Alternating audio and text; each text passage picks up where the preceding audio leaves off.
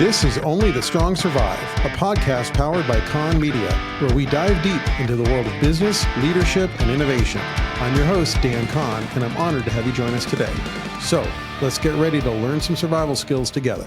Hi, everybody, and welcome to Only the Strong Survive. We have a special episode that we are recording from our fabulous rental house here in Carmel Highlands, California. We are here for Monterey Car Week, and it was something I wanted to do for a while. I wanted to have our guest on that we have today since we started the show, but I wanted to, get a few of these under my belt, and also wanted to save this interview for this particular location, and you'll find out why. So today we have Terry Karges, who is the executive director of the Petersen Automotive Museum, but who has an incredible career that we're going to get into a little bit. And he's also, I'm very, very proud to call Terry not just a client and a friend, but my mentor. So Terry, thank you for being here today. Thank you. It's kind of scary being someone's mentor, and I hope I don't screw this one up. Dan and I have enjoyed a relationship since now 15 years. I started working with Dan at a builder, custom builder in Michigan, but I had seen his resume before we got together, and I said, I have to find this guy. I got to meet this guy. Looking at what he does, but it was the variety of clients that really fascinated me. And so when we started talking, and I learned how deep this guy is in terms of his knowledge and his automotive enthusiasm and the passion, that God, this is amazing. I've been in the automobile business for a long time. I haven't met anyone like this. And when this week is my 13th anniversary at the museum. And really the first thing that I did when I got to the museum that many years ago was to call Dan and say, let's do this. And we've had a really remarkable relationship ever since, and a very successful one. The things that we've been able to do together, starting with nothing. We had no money. We had very little promotional capability, but together we started developing ideas, and here we are 13 years later. We've been voted world's best twice in the last several years. We try not to listen to outside smoke on that. We try to set our own pace and decide that here's what we need to do to improve, and we do that every day. But really, thanks to Dan, we got a great start, and we've had momentum ever since. But with a good exchange of ideas and a real a wonderful. The great part about Dan and our relationship is that he tells me the truth. No, Terry, that's not a good idea. Or yes, let's try that. But also as a collaborative, in my own way, my mentor. I don't want to make PR decisions, media decisions, or branding decisions without talking to Dan. So an awful lot of back and forth, and it's been a wonderful ride. Well, thank you, and more to come, I hope. So, Indeed. I think to give everyone listening, so if you aren't from California, if you're not from LA, and you haven't been to the Petersen Automotive Museum, first of all, you should go. It's amazing. But let's give everyone a little bit of a recap, because what has happened to what was originally a building full of cars on Wilshire Boulevard, which is the main drag through LA, when you started there 13 years ago, to what it is now, organizationally, from a human resources perspective, physically, to the building itself, to the collection, to the reputation, to the finance. I mean, it's weird to talk about museums as a business because most of them don't operate like a business. They operate at a loss. The Petersen is this other animal, and it's entirely been under your stewardship that it has had this incredible transformation. So can you kind of run through where it was when you started and where you are today? In the beginning, right from the outset, I decided that we would not operate as a museum. We're a car entity, an automotive entity, which is a cultural phenomenon, and it's alive today, has been alive for a long time, and Los Angeles is the cultural center for automotive, if there is anyone anywhere in the world. But also, so with that in mind, we would would run it like a business, but also we had to have a relationship with every corner of the cultural part of the of automotive culture.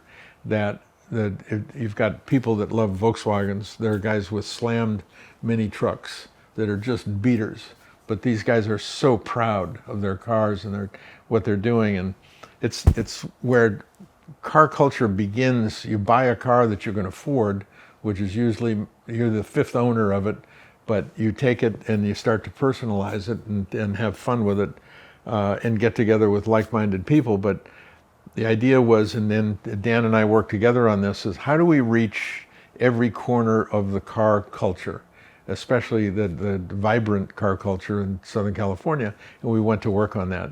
I think the first promotion that we did was a cruise-in. We celebrated, we don't have any money, so why don't we celebrate Carroll Shelby's birthday? And then why don't we celebrate Enzo's birthday? But it began from there. So we started to create events and started talking to the various parts of the car world, and then started finding ways to celebrate so many of them. So I came in August 12th of 2012. In January of 2013, Peter Mullen came in as our chairman, our new chairman, but it was because David Sidoric and Bruce Meyer had decided something needed to change. And they're board members, and to those of you who don't know who that is, so Bruce is legitimately pretty famous car guy. I'd say he's probably maybe the most famous car collector in the world. world. Yeah, and has also been a true friend and a really an incredible leader at the Petersen since day one. And then Sidoric, who's a little more like private and isn't in the public eye as much, but is also an unbelievable car. I mean, he's won Pebble. The best, has the winningest car in history. Yep. The best of the best of the best. Yeah, Zagato Ferrari 250, and an Alfa that won kind of everything. Yeah, virtually everything. Yeah. But they had decided the building that the museum is in, the way it existed, was maybe the ugliest building in Los Angeles. Because it wasn't built to be a museum, right? It was a department store. Cebu operated for 2 years, I think, going back to '68, and then they folded after 2 years. Oshman's came in, I think they operated for 8 years, and that didn't work. Miracle Mile was kind of beginning to be on its way out, but the idea was, well, going all the way back, the museum opened in '94 by the Natural History Museum in Los Angeles. Petersen had put up the money to put his name on it and get it started. In 2000, he took it private, went away from or set up a foundation. They opened in 2000, and I came in 20 years later, but nothing really had changed, nothing at all. It was the first floor was a diorama, which was a very history museum, kind of an exhibit, but nothing had ever changed. Yeah, it was dark, a lot of neon. Yeah, and old, quite old. And then upstairs on the second floor was 2 big galleries, and they changed once a year generally. And there was a smaller kind of a motorsports gallery. The third floor were offices and a kids' play area, but that too had been let go and really had not been touched in 20 years. And what was the staff size when you took over?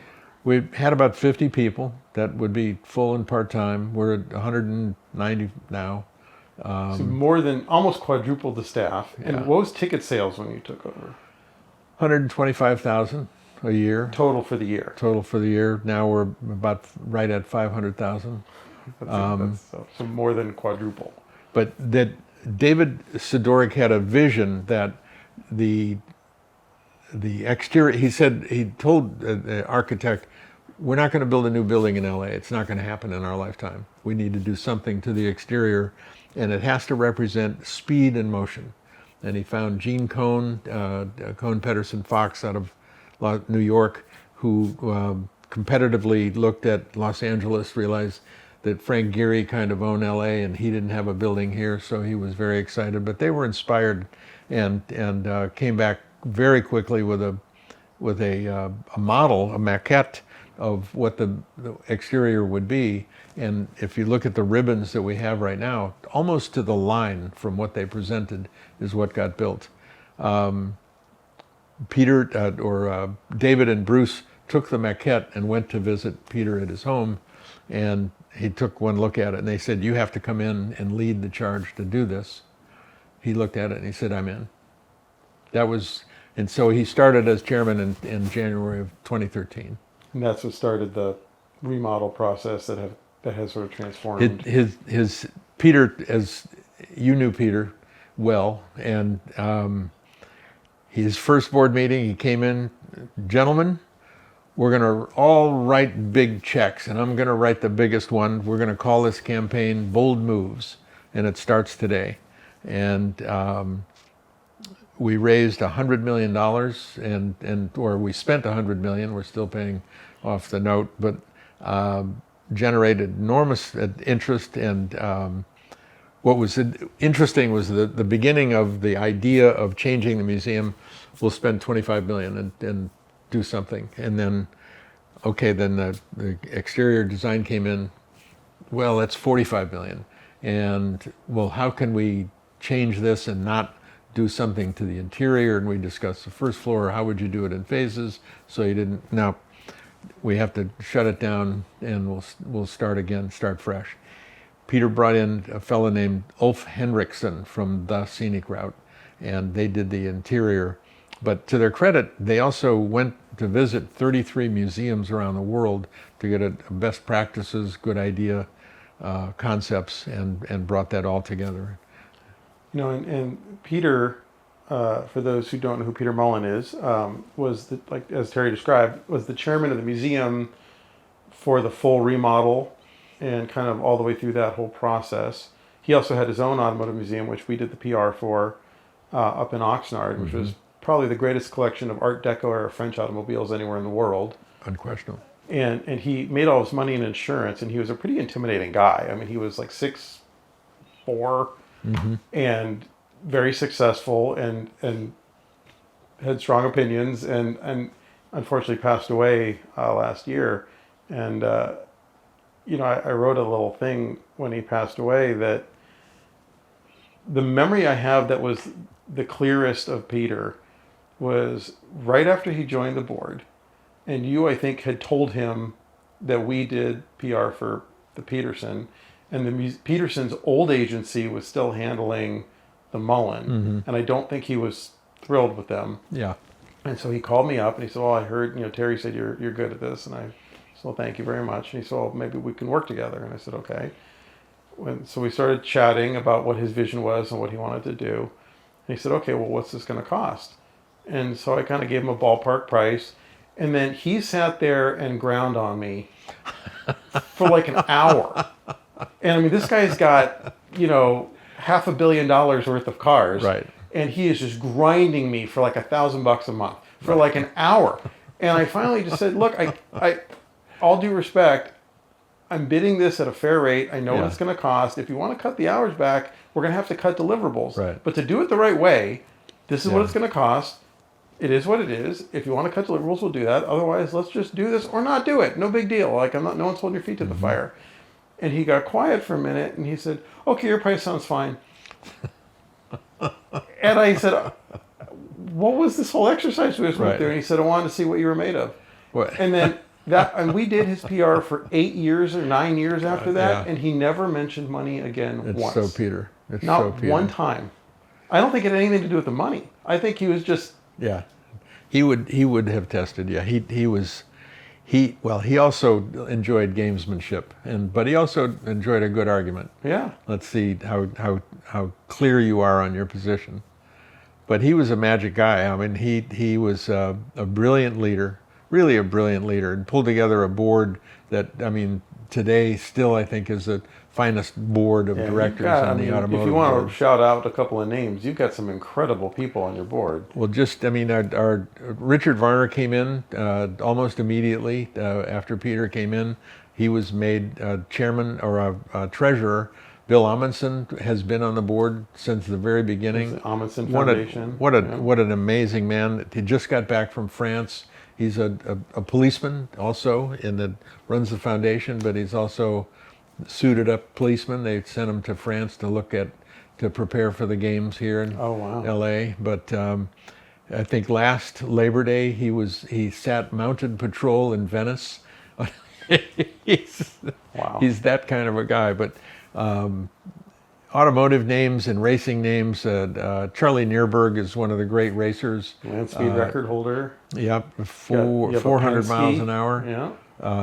Greg Penske of the Penske family. Bobby Rahal. I mean, it's Dr. Porsche. Dr. Porsche, Wolfgang Porsche, and the Duke of Richmond. I mean, it's well, we talked about Bruce Meyer. You can't say enough about Bruce, but there are so many quality people. One of the real characters is probably one of the newest members is Juan Gonzalez. And Juan is not only one of the sharpest racers and still drives himself in Porsches. And he's owner of Mission Foods, right? Mission Foods. Major sponsor of Moto America, NHRA. He's a title sponsor of NHRA. He's got the Mission Bridge at Sebring, a Mission Bridge at Road Atlanta, the Mission Beach and Bridge at Road America, and the huge start-finish bridge at Laguna Seca. Sponsors the Moto America Baggers Series and the Kids Series. He's dedicated to kids in racing. Big sponsor, but also hilarious. He was in my office one day and he had these cufflinks on. They were made out of wire, just an A and a 1. I said, what are you doing with that? And he said, oh, that's what all you guys say. You just say A1. But he is a fascinating guy. He's one of the sponsors on the McLaren IndyCar team, and very close to Zach. He sponsors Pato Award, like his godson. And Piastri won at Hungary a month or so ago. So he called Zach and he said, build me one, send it to the museum. So we've got a Piastri current McLaren coming. Wow. We've got probably 13 of his F1 cars right now. It's one of the best F1 collections in America. In fact, because of that, we're working with F1 in Las Vegas. We'll have a 10-car display adjacent to the track as a part of their entertainment programming. But wonderful people. Richard Roders has been a real stalwart. He's a wonderful, smart guy. He was the chairman at Natural History for 10 years. Sabrina Kay is a very, very bright woman. And Merle Mullen. Merle has joined the board, and or as I call her, Oh Elegant One, maybe the most elegant woman I've ever known. I agree. And fun and amazing. That her spirit and energy are remarkable. And a real car person, too. Total. Yeah. Merle May is what Peter called her. So we're sitting here in Carmel, and going back a minute.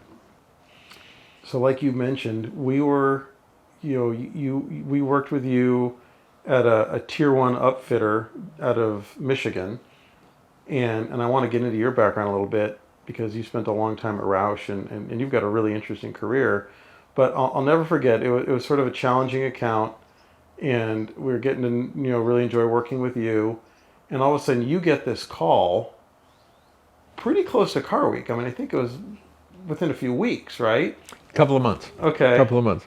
So what happened? And then I want you to tell the story of your first experience up here immediately after taking the chairmanship. Well, it was one of the things that was funny when you're commenting about your negotiation with Peter. Bruce Meyer decided that, actually what happened, Bruce turned 70 and he said, things have to change in my life. I got to fix things. And the first thing we needed is a new director at the Petersen. He called Gordon McCall, our good friend up here. Who should I talk to? And he said, talk to Terry. I said, I've known Terry 40 years. So he called, and he wanted me to come in as director. The rest of the board didn't. They didn't want to make a change. So I interviewed the board, and nothing was going on. It took a couple of months, and I finally told Annie I was supposed to have one more meeting, and I said, Annie, this is not going to happen. And if we can't do something and make a decision on something at this level, we're never going to change anything. So I don't think I'm going to even waste any more time with it. You have to go up, and at least if you're going to do that, do it in person. So I went up and had a meeting.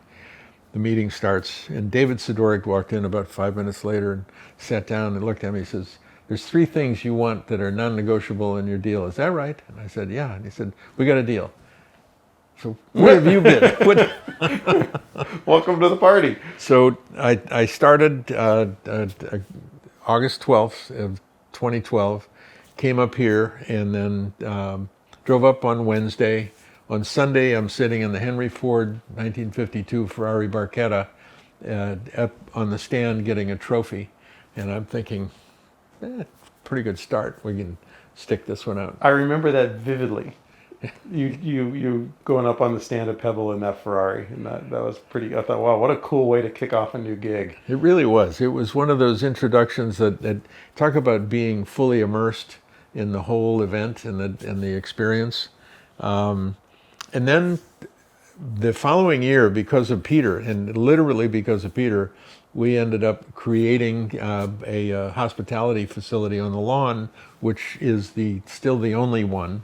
Those we did, I think 3 years in a row, we did press conferences. Yeah. We did one announcing that we were going to close the museum and do the remodel. Right. And then we did one basically saying, we're going to open. Okay, it's happening, and it's going to be done on time, and it's going to be done on budget. And then we did one saying, okay, yeah, it's going to open. Here's what the open and working. Yeah, here's what the plan is. And I don't know that a museum had ever done anything like that before, and that was a crazy experience, that whole thing. So much of what we do has nothing to do with the museum world or business. Number one, and I liken it to reading about Mr. Honda and what he brought to production. He took the guys that were working on the Formula One cars, brought them into production, and they were getting things done in half the time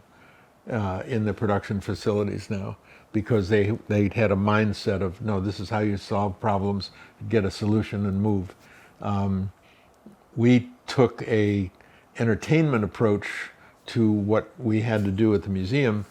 As I have said to almost anyone who will listen, empty seats don't buy popcorn. I was in the theme park entertainment business for 12 years, 4 years at Disney, 4 at SeaWorld, and 4 at Marine World in San Francisco. And the selling tickets and creating promotions and activities and themes I did that 7 days a week. Let's go back to that for a minute, because I do think that is a core part of maybe your story. So you were born in Illinois. Joliet, Illinois. And then how'd you get to California? And tell me about your car thing, because that whole story is fascinating. My grandfather was a car guy, Oldsmobile man, had 18 Oldsmobiles, trade them in every 2 years. And that was always a big deal. We'll go to get Grandpa's car. Dad was a Buick guy, get a new car every 2 years, trade it in, and we'd go to the car shows. My grandfather took me to my first midget race when I was about 6 at a high school dirt track in Joliet. And that was cool, but we moved. This is also parts about being sure you want to do something and doing it. We came out to La Jolla to visit my grandmother in '53, and then came back out in '55, and Dad looking at Joliet, La Jolla in 1955 would have been... We went home, and a month later we were back living in California. Sold everything, packed it up, and we were done. Moved to Newport Beach, which was heaven. But about a week after we got here, we went to the Torrey Pines Road Race, and Phil Hill was there. It turned out to be Dan Gurney's first ever race in a TR3. Didn't know that till we did research on Dan's story. But there were exotic cars that I had never seen or even heard of before. I'm 10. Castrol R in the air, the bean oil, it's from heaven. And you're behind bales of hay and some snow fence, but you're right at the track. We pulled a family wagon up to and turn one, the inside of turn one, which is a hard left-hander. There's a Rolls with a big wicker basket, fancy thing going on here, and a gull wing over here with a big fancy basket. These are spectators. These are spectators, and we're the family wagon in between. But you're on the bluff at Torrey Pines, beautiful, beautiful day, summer day. The ocean is there, and you're thinking, where am I? What is this? And then you hear the cars run, and you're in the pits with the guys. And going out of the track that night, I'm in the back seat, losing my mind. Dad, we got to do this. We got to do this. And years later, after 12 years in the theme park business, I had really burned out. I had done enough. And in the park business, every hour on the hour, everybody in the park gets the actual in-park count, the forecast in-park count, and last year's count. So every hour of the day, you're measured on your success of your promotion. And you lose focus. Christmas was, well, what promotion are we doing? Easter was, what promotion? Are we doing eggs this year? Or what are we, and nothing mattered but the gate count. So I'd lost interest and had done enough. And I couldn't figure out what I wanted to do. And one night, sitting on my porch, I thought, you have to make a decision. Come on, let's go. And I said, okay. If I died tomorrow, what am I going to really be upset about having not done in my life?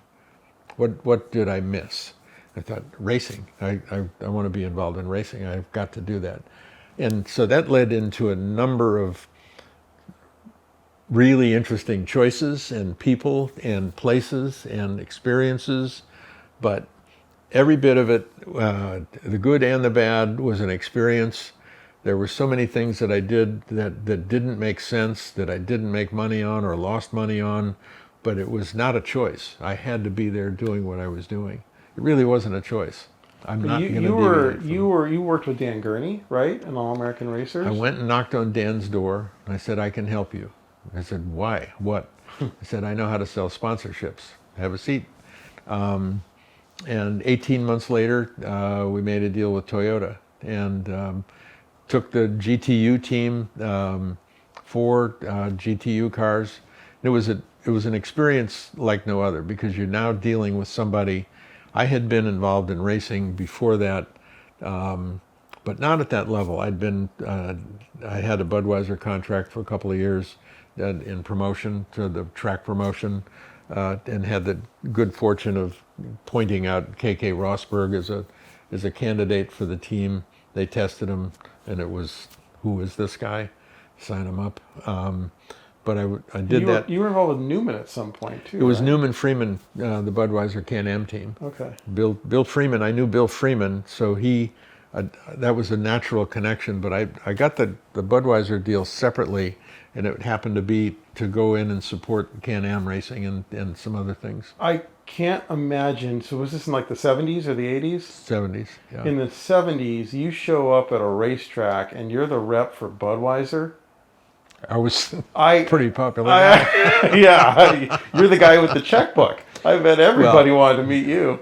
There was, at the IMSA races, I would go, and depending on, and Joe Hoppen was head of Porsche Racing at the time, and he was a very, very tough guy, not a fun boy. But I would show up, and then we would make a deal with what Porsche was going to get the Bud money for the weekend, and then I'd put the stickers on, and when we were still doing that kind of a thing. But it was what an experience. Oh my God.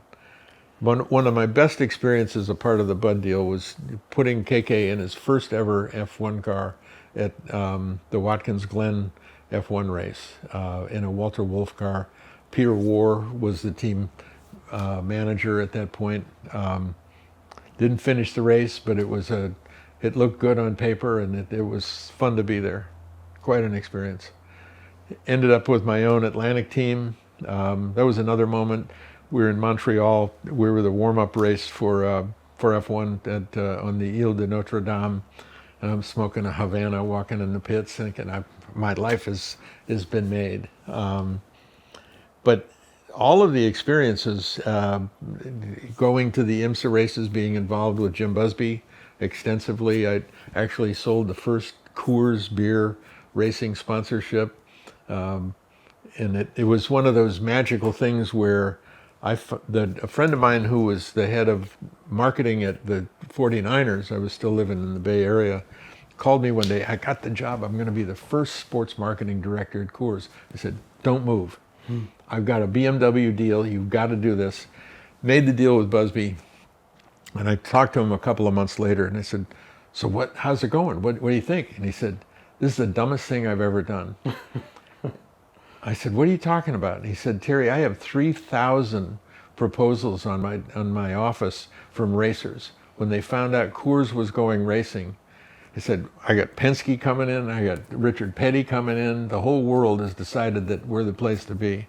But some really fun times and some really wonderful experiences and great people and some enormous buttheads. Just like you can't be that much of a criminal. I worked with Michael Chandler. I saw Michael at a Super V race in Michigan. It'd take your breath away. He was so fast. And ended up working with him on his IndyCar program. And Warner Hodgson was his sponsor. And there were things that happened that there are experiences where Michael's car is loaded, a truck has to leave the next morning so he can make his rookie test at Indy, and Warner says, car's not going until somebody thanks me. And he's given it to Michael. He said, not one member of your family, that big rich family has thanked me for what I'm doing for you. So what are you going to do? So Michael says, Terry, you got to get Dad. You got to do something. So I called Otis. Said, Otis. So Otis Chandler, owner of the LA Times at the time, pretty big. Yeah. Big mocker in LA. Otis, when was the last time you kissed somebody's ass? Said, here's what has to happen. For the truck to leave from Michael's test, somebody's got to go say thank you to Warner. Otis took his helicopter, flew out to the City of Industry, had breakfast with Warner, and the truck went. And Michael was really fast. He was good. There were some other incidents between Warner and Otis we won't get into, but it ended that relationship. But Michael was a talented guy, very, very fast. But the gurney thing was an experience in here's the way you do things as a factory. He got that, well, personal part of the beginning of that. Dan, we got the GTU deal. Here's we're going to go racing. He wanted to stay in IndyCar racing in stock blocks, but it wasn't going to happen. We did sell Al Jr. his first 2 cars to go into IndyCar racing, Rick Ellis. To make that deal, I had to go find somebody to buy his Can-Am equipment. So I found Canadian Tire, made that deal. Okay, here's 2 chassis, put Al in. Where was I going? So we got Dan. We got the Toyota deal. Dan looks at me and he says, I'm not going to run any rice burning squat to pee little shit boxes. You may want to edit that. But I went to Evie, I said, Evie, this is Toyota. Yeah. This is Toyota. Their only desire is world domination. This is a beginning. They do things in steps. This will be a monster deal. He said, don't worry, Daniel said, I have to comment on their relationship. Dan and I traveled, went to races, ran the initial part of the Toyota program, went to Japan, did other stuff all over. Dan never packed his clothes at all, but every time we went anywhere, every pocket he reached into at some point, he found a love note from Evie. What a great relationship. She said that they met when he signed to run Porsche Formula One. Evie was head of the PR gal at Porsche at the time with Huschke von Hanstein. And She said, when Danny walked in the office, the bums went off. He looked like a movie star. He was. He was. Tall, good-looking guy, and he was famous and fast, and He won taught Le Mans. I mean, he taught me so much. And watching him really changed me a lot. First of all, when I would start to talk about something or I'd present an idea, I'd start with the wind-up. Will you just say what's on your mind? What do you want? Just tell me. he's an engineer. Yeah, cut with this, but he laughed at everything. You couldn't. It wasn't a matter of you're not having a serious conversation, but he had fun with everything he did, and everything was light and airy, and God, I love that. So, for a kid from Joliet who fell in love with motor racing, you've had this you've worked your butt off, and you're usually the last person to admit that, but you've also had this kind of amazing, charmed series of relationships, and the Gurney one is one, but we're in Carmel, so it's hard not to talk about Phil Hill. Can you tell us about that? Ironically, Annie, my wife Annie, and Alma Hill became good friends, and so we would go to dinner with them from time to time, and you're from Santa Monica, and Phil's from Santa Phil Monica. grew up, I think, in Santa Monica. Right? I reading Road and Track under the lights at night, reading about Phil Hill in the check shirt with the sweater over his shoulder, and Formula One and all over the world, and world champion, and America's champion. And the guy who on the day that he won the race at Pebble, on the same day won the Concours in a car that he had restored. Just a magic man, one of the brightest and quickest minds ever. But he, anyway, we would go to one of the most embarrassing moments of my life. We went to their Christmas party, and Phil opens the door and he says, "Meet John Frankenheimer and Tony Brooks." And I went, "Are you the Tony Brooks?" And Phil goes right to it. "Oh, are you the Tony Brooks?" And I went, "Oh my God, I got to go home. I can't stay here." But he was a very quick, very clever, funny man, but bright beyond comprehension. This guy was a really unique individual. I took him to the airport one morning, and if you can imagine, Phil spent his whole career, he grew up in one house. LAX is one way, but there are a number of streets that Phil knew, and he knew all the lights. And so I'm taking him to a 5 o'clock arrival at the airport, and as you approach a light, go, go, go, and it's red, and I'm going, oh shit. Green is when I hit the corner, that kind of. And by the time we got to the airport, I'm going, I'm tired, I'm wasted. I would have zero interest in driving a Formula One champion anywhere. So what was truly an honor was in the last several years, he had Parkinson's quite bad. And so the family asked if I would drive him. The Rolex dinner was a standard Friday night dinner at Bernardus. Leave the lodge, go to Bernardus, and then come back, but he never went back to the hotel. Keep going. And we'd get and drive the old racetrack. And it was the same thing. Go, go, take a right, go left, go. But I was so excited and so thrilled that I'm with him, he's describing the track, you can see he's reliving it, and it was just an honor to be with him. Really, that's just incredible. Magic moments. Gallus Craco, I was the IndyCar team. We had Bobby Rahal and Al Jr. Some of the best racing I've ever seen. Most exciting part of racing was always with K.K. Rosberg and the Can-Am cars. He drove those things like they were go-karts. But Al and Bobby were at the top of the game, and we had a race at Michigan, and they changed lead with each other 3 times a lap. It was crazy. So you started your career in the theme park business. Mm-hmm. It was what, Disneyland first, right? And then... Well, before that, as a kid, I sold motorcycles. I was, and right there in Costa Mesa, we had the biggest bike store in. I wasn't making any money, but I was selling bikes, and we had Bultaco, Ducati. Of course, the most fun part of the job was at night. Me and one of the owners would push 2 brand new Bonnevilles out of the showroom, go down to PCH, and go north to Long Beach as fast as we could. That was a pretty special time. I rode a Honda. I had a Honda Scrambler, the first one in Orange County. And I was detailing. I learned how to detail cars. My dad taught me, of course. And I had all of the Ferraris in and around Newport. I'd take my bike, pick the car up, and take it back to my dad's garage. Somehow they didn't always go directly back to the garage, but I can't imagine.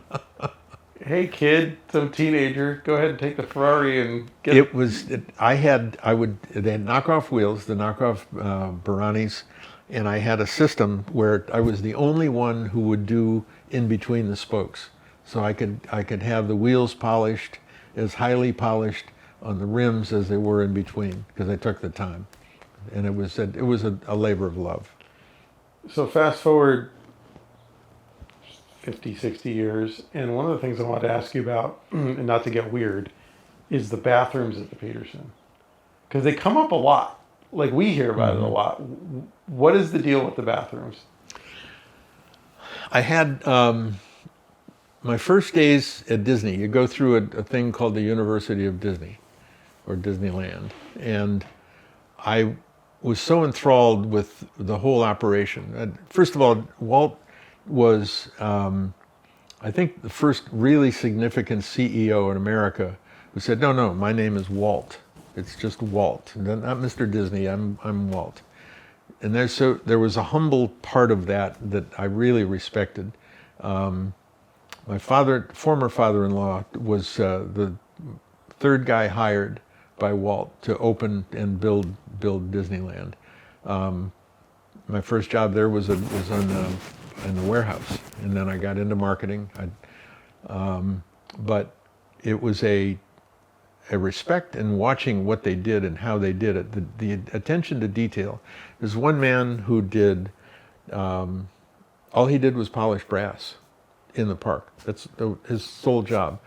A crew of painters would start painting in the front of the park, go all the way to the back, and start all over again. That was the entire job. And looking at the cleanliness and the training that went into how to look at things, or when you hear this is what you do. How do you interpret this? But it was that the guest's experience was everything. It's why we're there. And the cleanliness was always something that, well, my dad,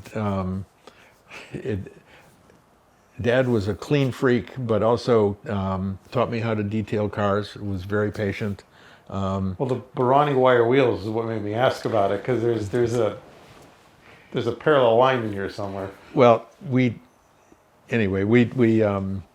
looking at what a facility can be, and what is the guest experience, and one of the things that disgusted me about the museum when I got there was the bathrooms were horrible, and I really mean horrible, and there was so much that had to be fixed, but these are human things that can be done. So we talked to our guys about the chrome in the bathrooms. We don't clean it, we polish it. The chrome, like on the bumper of a car, and the bathrooms today still look like the day we opened.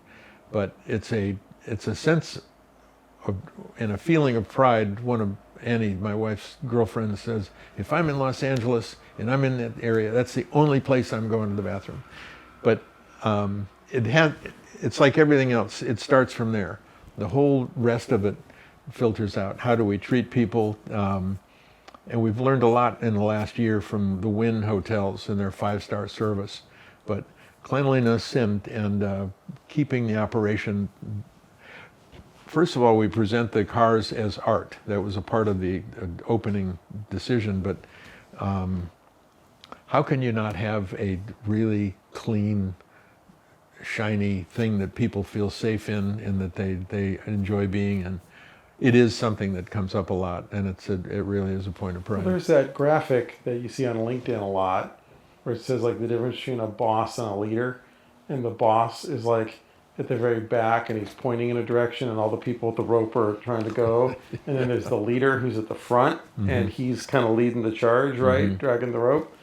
And I have walked into the bathroom over the last 13 years multiple times and seen you cleaning it, like cleaning the countertop, wiping everything down, and I'm like, I don't know how many organizations with 150 employees and the guy at the very top is still in there wiping the bathroom down, which is, I think, sets an example.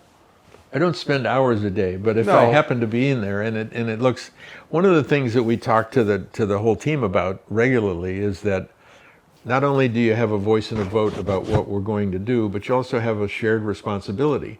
If you walk by a piece of paper or you see something that needs to be fixed or could be corrected, and you just keep going, that's not what I'd call a team effort. And if you, why do you expect someone else to do that if you can? And it's not going out of your way, but think of the guest experience.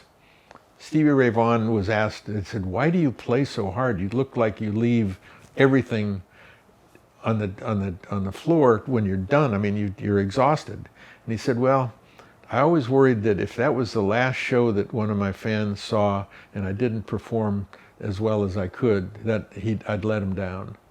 And so taking that into the approach of how do we take care of each other as a staff or a team, but what are the guests should they expect? How do you, so, you take an organization, and whether you're selling museum tickets and what you're really selling, I guess, is an experience. And I remember Absolutely. And I remember you and Peter Mullen had a conversation, I think before the remodel, that he was sort of flabbergasted by a stat that the majority of museum visitors had never been before. Mm-hmm. And I remember at the time I heard that stat and thought, oh, okay, well, good, lots of new people getting exposed to the museum. And he was like horrified. Mm-hmm. And the reason why was, no, we want people to keep coming back because it's been such a great experience and there's always something new to look at. So you inherit this thing. You have a great board that backs your plays. Can't say enough about that. The support that I have had from the board, the support that we have had from the board, in my lifetime, it's unprecedented. Never had I've that never seen kind anything of like support. It's remarkable. And Bruce is a leader of the pack. And Bruce is so generous with his praise and of the team and of me. I get embarrassed because it's like, well, no, this is a team effort here. Well, and I guess where I was going with it is we seem to be living in a moment, for better or for worse, maybe for worse, where it seems like every major organization is laser focused on short-term gain. Mm-hmm. Like, hey, how do we bump up our numbers this quarter? How do we make sure we hit our budget this month? Yeah. And there's this long ball thing that's been happening at the Petersen for a while. I mean, we were chatting before we turned the mics on that, you guys are having a record year. It's the 30th anniversary of the museum. 30th anniversary. But this wasn't something that just turned on overnight. This has been a slow burn for well over a decade. So how, as you're, I think you said you tripled the size of the team and quadrupled the ticket sales in your time so far, how do you get buy-in? Because, I mean, a lot of the people at the museum are not probably even meeting with you on a regular basis, right? They're actually, admins and assistants. I take every department, the whole department, to dinner once a year. Okay. And we sit and we'll have dinner for 3 hours. Everybody talks about who they are, where they've been, where they came from, what they do, and what they want to do. And we chat about the museum. But it's a matter of, there's a human part. In fact, when I was at Disney, I asked my boss, I said, I want to do more. I'm a salesman. I sell big parties. I do this. I'm 24 years old and I'm just fried because I want to do so much more. And he said, well, if you want to do more, you got to go to work for a smaller company because they aren't going to let you out of your lane here. So I left and I went to SeaWorld. And so I was going from a salesman, then I became director of marketing, and then I left SeaWorld and I went to Marine World and I became vice president of sales and marketing.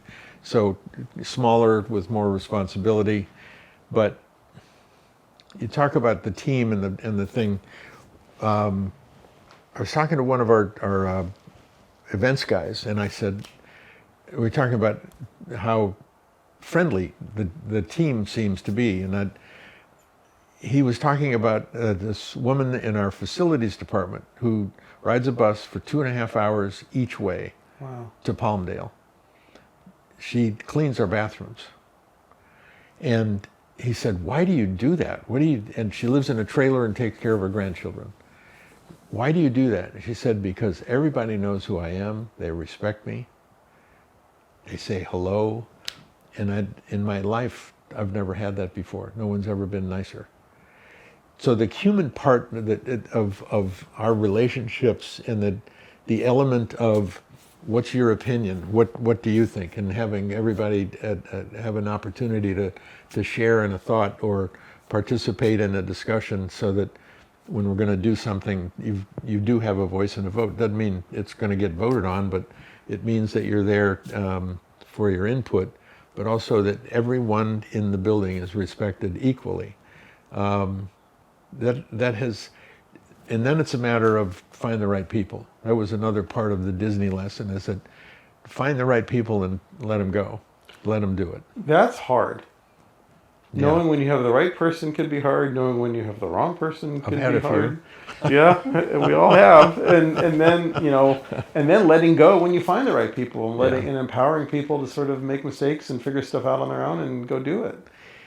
I was asking a fellow one day, and I said, how do you become more successful? What do you do? And he said, if you want to really be successful, you're probably going to have to allow people to do things differently from the way you might do them.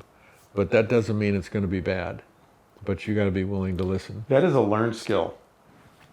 At least for me it was. That was a hard thing to figure out. It was one of the things that Disney did magically, especially in his art department, and the things that he would visit the studio and he'd walk through, and he had at one point the largest group of artists in the world. But he'd be in the studio and they were working on a film or doing something, and he'd stop and he'd, well, what if you did it, and then if you did that, well, why don't you finish? You go ahead, and then, but plan something, but then say, okay, but you got this, do it. That's a freedom and a support mechanism, but with a teaser that it's a respect thing, number one. I think that it really, and that's all I ever wanted as a kid, is that, would you listen to me? I've got some ideas. I'm giving you 7 days a week. I'm giving you part of my life. Why don't you just listen? And so that was a desire, a burning desire. And you talk about hard work. I was at Disney and I didn't go to college. And the management team was all USC. All the young guys in the white shirts, they were all USC. I'm in the fucking warehouse. And I didn't go to college. So they had a bunch of meetings. They're going to interview all the young guys to see if anybody had potential to be moving up. And I thought to myself, I thought about it, and I thought,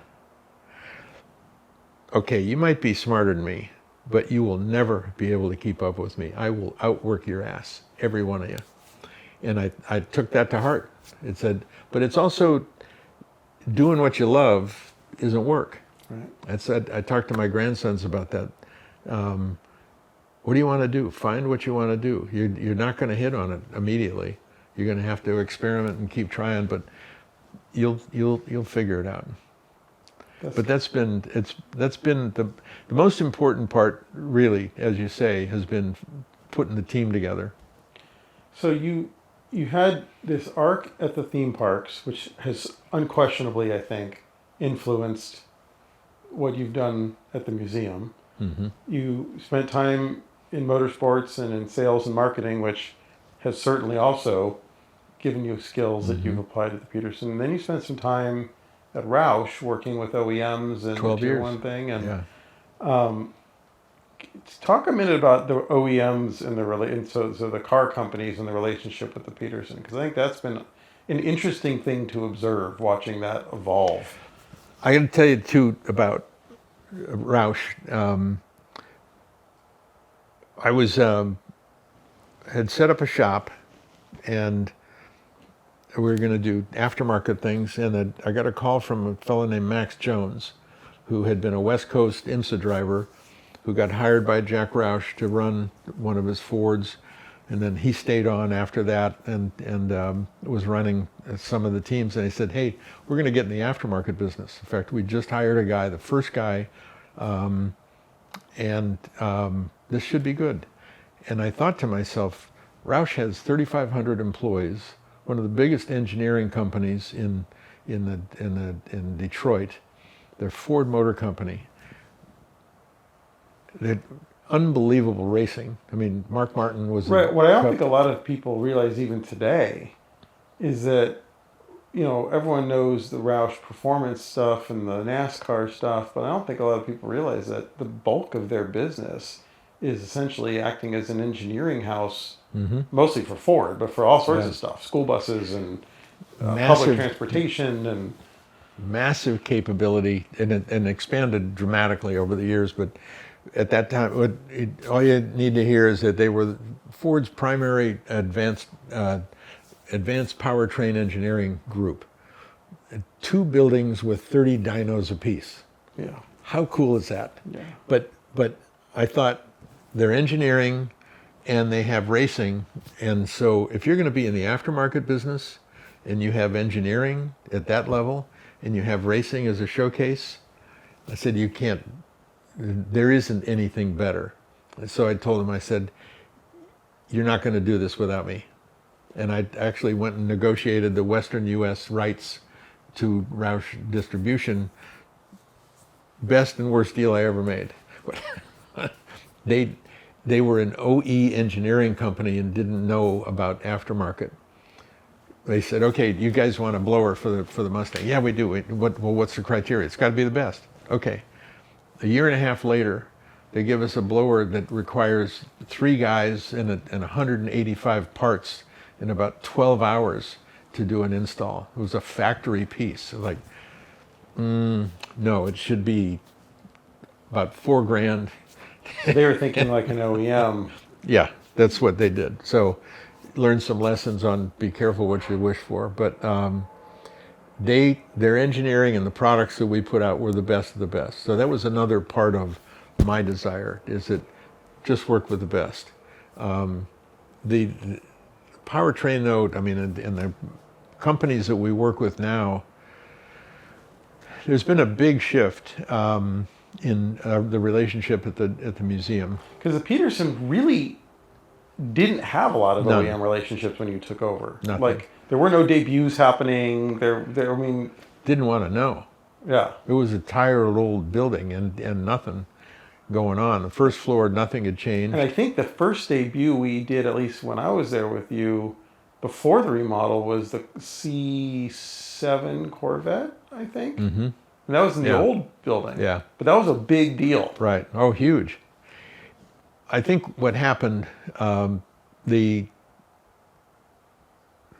the transition, $100 million investment, really well thought out and presented beautifully, but still, it was a great spot.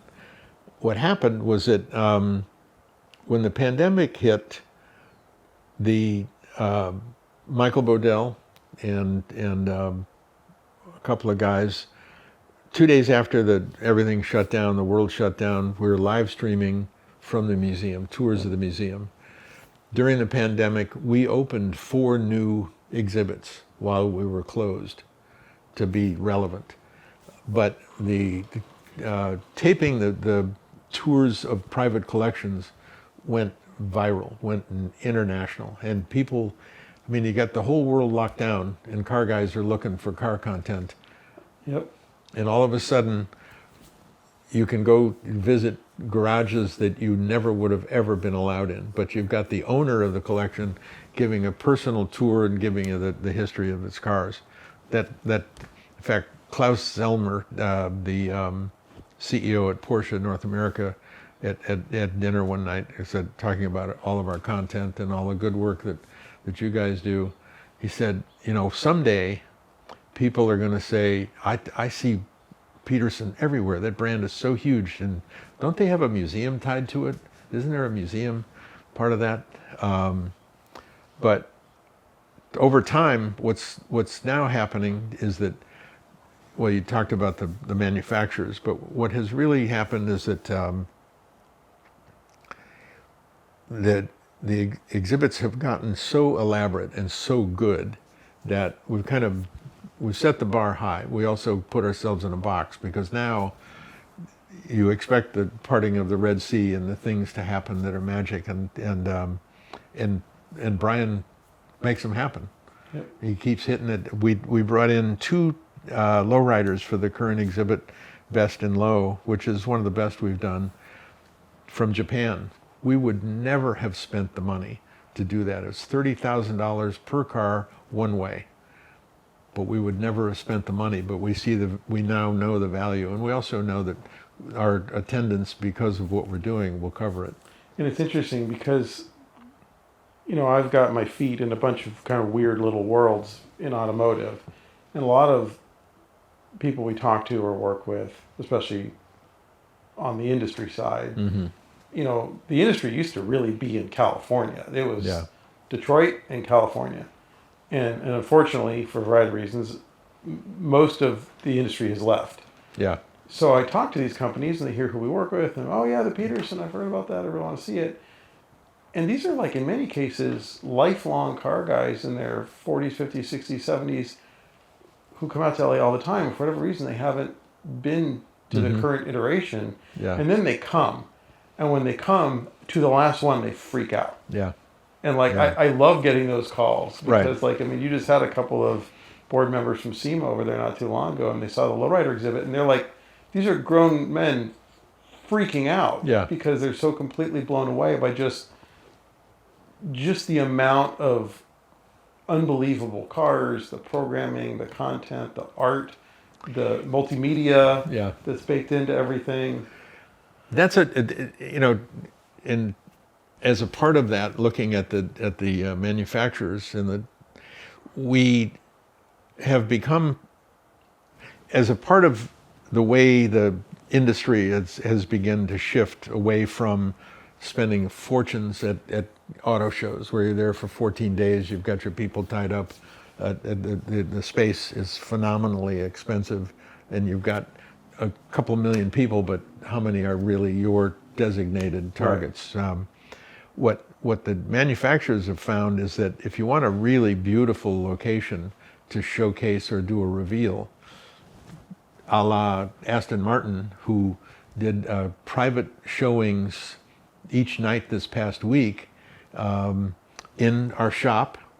We showcased the cars, all curtained off. No one could get down there, but they had 60, 70 people a night come in to look at the car and hear about it. But it becomes and we do it on different floors, but in the past 24 months, Dan, we've probably done 21 new car reveals with the manufacturers. It's unbelievable.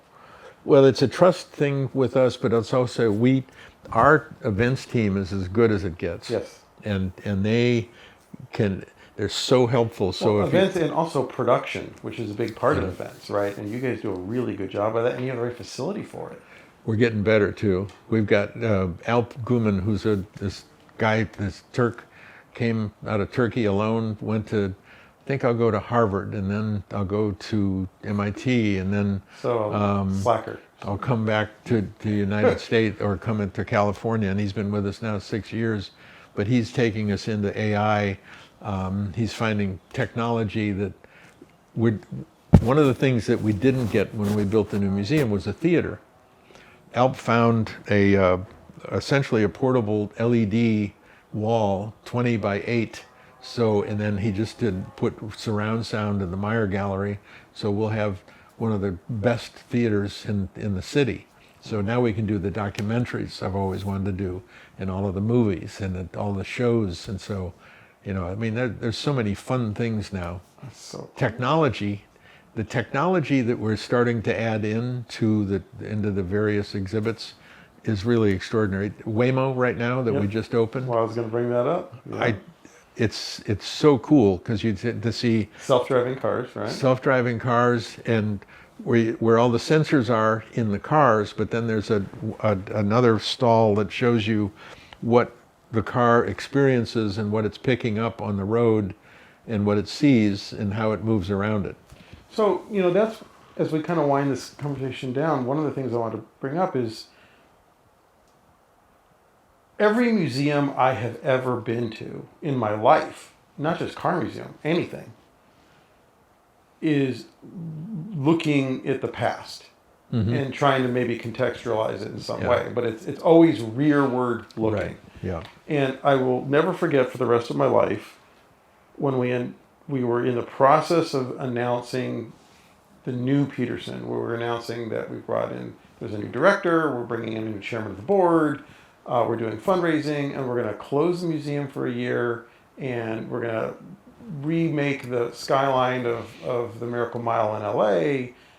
We were very excited. This is all really great stuff. And there was this one curmudgeon kind of car writer at the LA Times, who I won't name because I don't want to do him that honor, who just wrote this horrendous story that was based on totally false narratives, trying to take us down. And they brought in this Mullen guy, and he's some elite rich guy, and the whole museum's going to be packed with nothing but old French cars.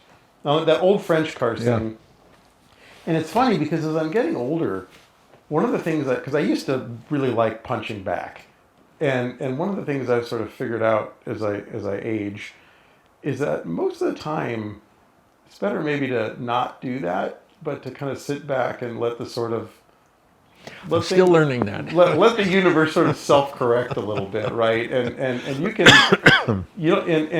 and so it gives me unending joy thinking about that article. Yeah. And that guy who's no longer even on the radar anymore, he's gone. His column doesn't exist anymore. Yeah. And in the meantime, right now, at this particular moment, you've got a new exhibit opening on self-driving cars. You've got an exhibit on alternate power plants. Just in a couple days after we film this, you're going to be doing a panel at Pebble Beach, sponsored by Pebble Beach, with Ford Motor Company and Varner and Chevron, Toyota, and SEMA and Toyota, talking about the role of alt fuel and alt energy in the future of transportation. You had, just in the past couple of years, the first and only exhibit ever dedicated to the history of Tesla.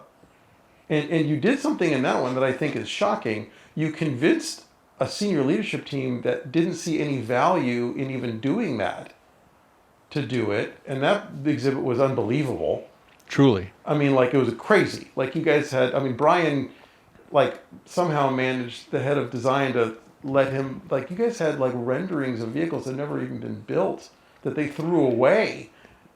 What became, and this is another part of car culture in the manufacturing side too, they didn't have an archive, so they had stuff Just sitting around. Yeah. So, but what happened was that all credit to Franz von Holzhausen, by the way, who's on our board now, who went to bat for us. Catrice Seville, who was his chief of staff, now joined us, came to work, said, Franz, I've had enough here. I've been here 10 years, but I want to go to the Petersen. And he said, it's the only place I can see you going. But Elon got behind that exhibit, and they had 220 people working on that, putting that together. When it was time to install it, because the stuff was so huge and the pieces were so massive, they flew a crew of Egyptians and 12 guys from Egypt to come help do the install. It was a crazy exhibit. And I mean, you've had, I think, a couple of exhibits on electrification with Volkswagen, right? Yeah. Oh, yeah. So, and so that's what kind of, the thing I think is so interesting is, I guess, first of all, the French car thing has turned into a punchline because it's the opposite of that. Yeah. But you're the only museum I can think of in any genre that isn't, I mean, you certainly, the Petersen does have exhibits that look at the past and look at, Sure. hot rods or the history of a mark or whatever, but you're also constantly trying to interpret and figure out what's coming and what's the future. And was that a decision? Was that like someone sat there and wrote that down? Yeah. Or was that an And organic thing? no, but it was the challenge for us is continued to be interesting. And part of the conversation that we had with Brian years ago was that we can't do what the museum was doing before for 20 years, doing niche exhibits that might be interesting to somebody with a finite audience. We need to sell tickets. Let's remember that we have an audience that has to want to see what we're doing, or we don't exist. We don't have. Right. Lackawanna gets $40 million a year from the county. We get nothing. It's up to us. That was the part of, okay, we're going to run this like a business. We have to sell tickets. We have to make a profit. What is it anyway? But one of the things that happened early on, it was that first month I was there, was being shown the vault and going downstairs and seeing, there were 413 cars downstairs. And I'm going through, well, that's the Steve McQueen Jag, and that's the round door Rolls, and that's this, and then Rita Hayworth's car, and this is this. I'm thinking, what? No one ever gets to see them. So we ran a test. Because it was really storage, basically. It's storage. That's all a vault is. We've cleaned that up and changed that dramatically, but now it's the most popular thing at the museum. There's 300 cars downstairs to go see, and it has been, the financial support that brings is phenomenal. Ironically though, what has happened over the years is now almost every museum in America has a vault and a tour and at a special ticket. Indy, I think, is $150 and you get 30 minutes. Wow. Yeah. But the key was, when I was looking at it, okay, the first floor doesn't change. You got 2 galleries upstairs that you can change out, but you got 400 cars down here and nobody's seen them. I did a test that Christmas of 2012. We made the announcement, Kahn Media put the word out, and this is where I got to stop and say, the things that you have done for us and the trust that the media has in you, in what you say is going to happen, the way it's going to be, when you suggest to somebody that they do something, they do it, is a compliment to you and your team. Because our credibility, we didn't have any when we opened, but you established it with the media, and we took off from there. Now we had a voice and a place to talk, and a way to get word to folks that didn't exist. But in terms of the vault, it changed us. It changed our lives. I did a test during Christmas, and I remember that. I stayed in the admissions desk most all day for 2 weeks. We had people flying in from Ohio, because no one was ever allowed to go to the vault. So it became the thing. They wanted to see the treasures. The vault is open. So, okay, we're onto it. But in terms of the looking ahead, Brian Stevens gets the credit. He started a supercar exhibit that segued into a hypercar exhibit. And this is one of those great lessons of everything you've ever heard about kids don't care about cars. The kids who came in for our supercar, hypercar exhibit could tell you how many of those cars were built, horsepower, torque, cost, who drove them, where they're built, on 50 cars. That is maybe my favorite and also most frustrating thing about Car Week, is the supercar kids that come here from all over the country, and they don't even have the money to go to events. They're just coming to stand on street corners to look at, it's generally my favorite thing because it shows me that there's still, I saw it last night, there's whole crowds of kids gathering around Bugatti and stuff like that. So I think that it's great. And what was across the street? Well, then that is the frustrating part, is I have video of it, I'll post it on Instagram, of 20-year-olds completely surrounding a Bugatti, talking to the owner, taking pictures, shooting video for social. And there's a 58 Testarossa arguably one of the most beautiful and important race cars ever of all time, period, parked across the street, just sitting there, and there's one guy with like a film camera that he's like taking a picture, and no one else even knew it was there. So there's a little bit of the context part that I think gets a little lost, but that also comes with time. But well, I'm going to go back though, because I think it's so important that we give credit. Our team has really been worked miracles, but this really, you guys planted us because you believed in us, and you really created that trust with the media. Thank you. It's a mutual thing. I think, having done this for a few minutes at this point, I can firmly say that the very best, PR can be great, or it can be a giant waste of time and money. And it really depends on the people. Yeah. It's not the process. The process doesn't change all. I've worked for multiple PR agencies before I started my own. Yeah. The process is the process. The difference is the people that are doing the work need to be honest, transparent information brokers. They need to understand how the process works. And they also need to understand what motivates the media to do their job. But you also have to have the right client. And if the client treats you like a partner, and they're transparent, and they treat you with respect, and they tell you what's going on, and they keep you in the dialogue all the way through the process, then they're arming you to be successful. Yeah. And the opposite of that is when you have a client that believes their own PR, and everything they do deserves to be gold plated and hung on the wall. Well, that doesn't usually end well. So you guys, as an organization, have always been a pleasure to work with, but it starts with you, Terry. And I think that, thank you, as my friend and as a client, but also as a leader, so many people, and I run into people all the time, I'm not sure you know this, but people who have worked with you over the arc of your career, and they hear that we work with the Petersen, they go, "Oh, you get to work with Terry," and they say "get to." Thank you. And I think that's pretty nice. It's Very rare. nice. Last question I have for you, and it's one I ask every guest. As you think back on your career, time with the Petersen, before that, any of it, what is the biggest mistake you made, and what did you learn from it? Well, I'm trying to recall who said it. The two most important decisions that you will make in your life is your spouse and your partner, your business partner.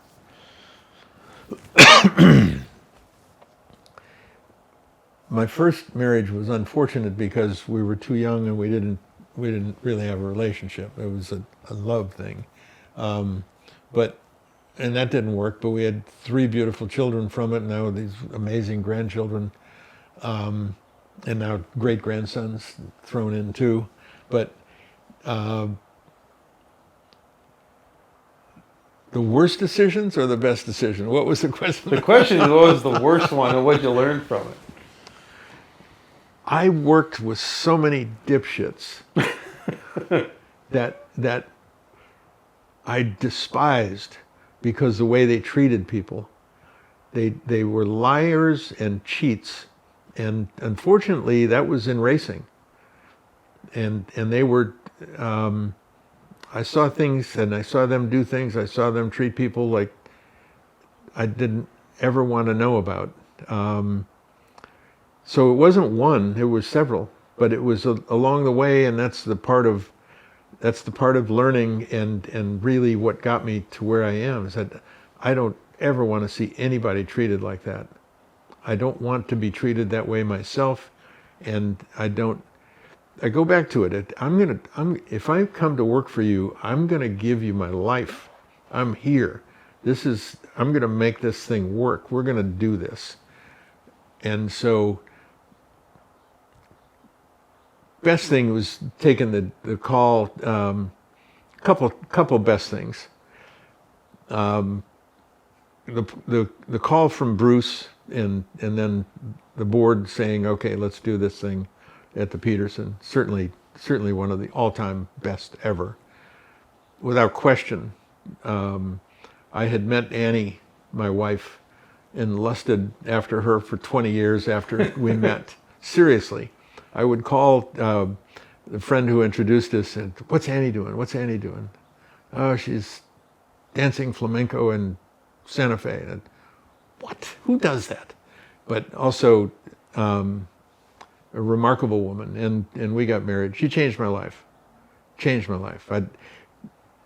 To put it simply, Fun Boy had to go away. I think the absolute world of you, and I will say you definitely married up. So, but that getting my feet on the ground with my partner, my wife, my darling, was significant. It changed everything. But meeting Richard Varner, and because of Gordon.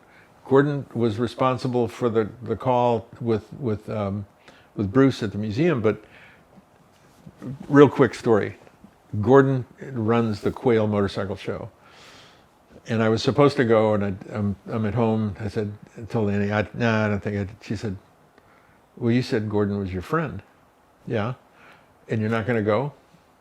You were going to support your pal, and now you're not going to, really? You need to go. I said, yeah, but you need to go. So I went. I saw Gordon in the morning. He said, you have to go see this bike. It's called the Street Master. It's a street version of a flat tracker, a Triumph, titanium. Go see it. I saw it, and I saw Gordon later, and he said, what'd you think? I said, it's great, it's wonderful. He said, did you talk to the guy? And I said, no. Terry, you have to go talk to the guy. It was Richard Varner. Richard and I struck up a conversation. Hey, why don't we have a coffee? I told him I was doing something with SoCal Speed Shop, licensing. I wanted to build bikes under the SoCal name. He was building bikes.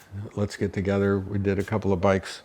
And that was what led to Moto America, which now we're in our 10th year and growing and changing lives in that because of the things that we're able to do, the jobs that are created. But also we started the Mini Cup this weekend in a real official capacity at Elkhart Lake with 5 championships, live streamed for these little guys. And the winners, 5 winners, go to Europe at the end of the season. So, but those 2 things professionally have been remarkable wins. But it was all with the right people. I mean, again, this is support that the board has given me, but particularly Bruce has been remarkable, and Richard's, my friendship and our business together has been spectacular.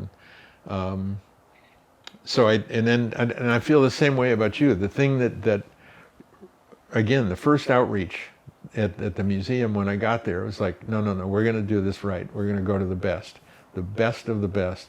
There's one guy to call, and that's you, and it still is. I appreciate the opportunity. Been blessed though, but really been blessed. I have a wonderful relationship now with my grandchildren, my sons, Annie's family, Annie's kids. So on that level, if we're not at the museum with cars, we're at the races with bikes or with grandchildren, and I'll have to work till I'm 95 because Grandma keeps shopping. So hey, lucky to do it. This is a good problem to have. Well, thank you, Terry. Thank you so much for coming on, and thank for you your friendship for and all of your efforts and the things that you've been able to do. Again, it's the trust that you have created with the media that means so much. Thank you. It's that and your creative ideas and good judgment. No, Terry, don't do that. We've had 1 or 2 of those conversations. Well, thanks, Terry. Thank you, sir. That's another episode of Only the Strong Survive. Thank you for joining us with Terry Karges. Terry, if people want to learn more about the Petersen, where do they go? To the store. No, at petersen.org.